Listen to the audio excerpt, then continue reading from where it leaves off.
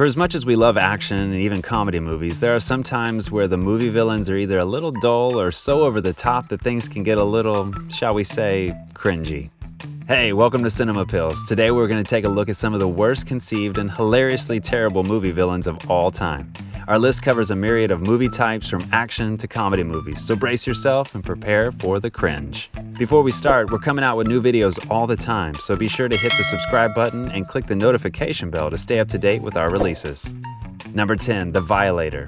1997 saw the release of the movie Spawn, starring Michael White and John Leguizamo. It was based on the Spawn comic book series. After dying and making a deal with the devil, Al Simmons, played by White, returns to Earth to kill the men who sent him to hell. However, the devil also sent his own minion, a clown. He had other plans and was known as the Violator, played by Leguizamo. In terms of comedy, the Violator was very funny. However, the role was just a mess and did not work well with the overall feel of the movie. As the scenes progressed, Simmons and the Violator barely had any action sequences together. The one or two that did occur were extremely forgettable and cheesy to say the least. Luckily, there are talks of another Spawn movie starring Jamie Foxx. Let's hope for better things here. Number 9, Ivan Ooze. It's time to take a trip back to our childhoods when Power Rangers was all the hype. After an incredibly successful debut on television, it was time to make a movie. So 1995 gave us Power Rangers the movie. With a new design for the Rangers' costumes and an upgrade to their powers came a new villain, Ivan Ooze, played by Paul Freeman. Once again, he brought some good comedy to a movie that already had a certain level of cringe, but that's about the only good thing we can say about him. What are you kids doing here?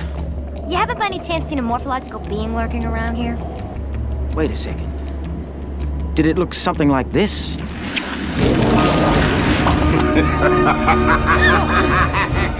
His ultimate plan was to hypnotize the parents of Angel Grove so that they could become his slaves and unearth his giant war machines. Even then, it got really bad when he ended up transforming into a giant robot himself. Ooze, that was lame sauce. Number 8, Toad. Superhero movies are one of the best-selling and most popular genres today. When the first X-Men movie was released in 2000, it started a trend that would not only own the box office for years to come, but the genre would influence popular culture. However, this X-Men movie also came with a very awkward and arguably irrelevant henchman, Toad. Although Toad was played by action star Ray Park, there was pretty much no need for his role in the movie other than to be a space filler for some scenes. Yes, he engaged some of the main characters in battle, but they were nothing more than a display of Toad hopping around and using his freakishly long tongue to grab hold of stuff.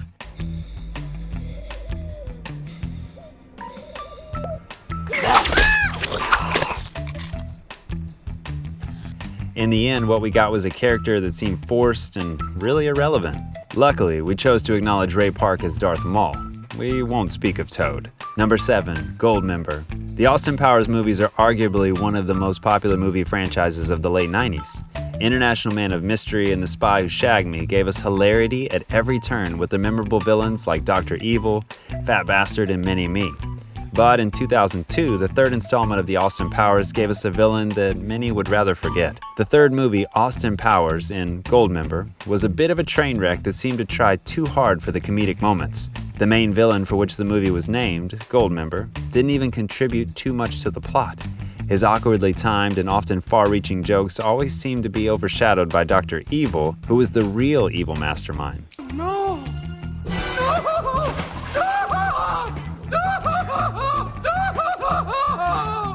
So why was he even there?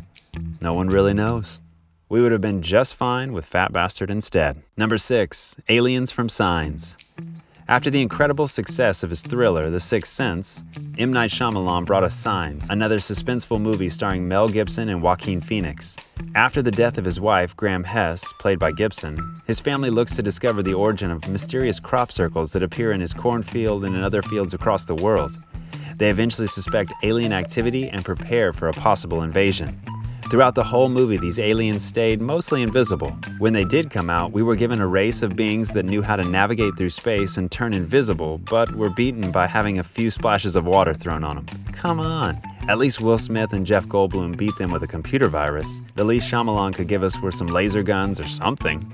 We can call this one a fail. Number 5, Steppenwolf. Riding the success of the Avengers hype, DC Comics set out to bring out their own team of superheroes to the silver screen with 2017's Justice League. starring Henry Cavill as Superman, Ben Affleck as Batman, Gadot as Wonder Woman, and Jason Momoa as Aquaman. Fans had some very high hopes for this movie. Sadly, we were all greeted with the main villain, Steppenwolf. Every live-action comic book movie seems to bring some realism to the screen. But someone forgot to tell Steppenwolf that as he continuously gave us line after line of near-Shakespearean dialogue, that it was hard to sit through. Luckily, this overshadowed Superman's corny one-liners, but we'll save that one for later. But I'm also a big fan of justice. Number 4, General Grievous. Star Wars is arguably the most popular movie franchise in the world. It has earned the love of multiple generations of people since its inception over 40 years ago. So when George Lucas announced a prequel trilogy, excited fans flocked to the theaters. The movies continue to get better with each release. To this day, Episode 3, Revenge of the Sith, is held by many to be as good as the original trilogy movies. But we are compelled to discuss General Grievous, a cyborg supreme commander of the droid army with the knowledge of the Force. However, it seemed like the only thing he knew how to carry was 4 lightsabers at the same time, and was terrible at using them. Apparently, his Force training involved taking 2 sabers, spinning them around a bunch, and walking towards someone. Yeah, real Forcey there, Grievous. We won't knock the movie. It was great, but the role could have been done way differently. Number 3, Nuclear Man. Christopher Reeve set the standard for what Superman should be, but integrity compels us to mention a movie that many Superman fans would rather forget. Superman 4, The Quest for Peace, co-written by Reeve himself, is pretty much a disaster from start to finish for a number of reasons. One of the most glaring reasons was Superman's evil counterpart, Nuclear Man. If you appreciate an 80s mullet with a sleeveless outfit and a cape, then you may like him. That is until you check out his long nuclear fingernails. That's probably where most ladies draw the line. From the weird noises he made to the powers that didn't make sense, it was pretty much the product of writers and producers hoping to bank on the Superman name. If you do decide to watch the movie, we formally apologize for the scene where Superman is defeated by getting scratched by the nuclear nails. Number 2, Kylo Ren.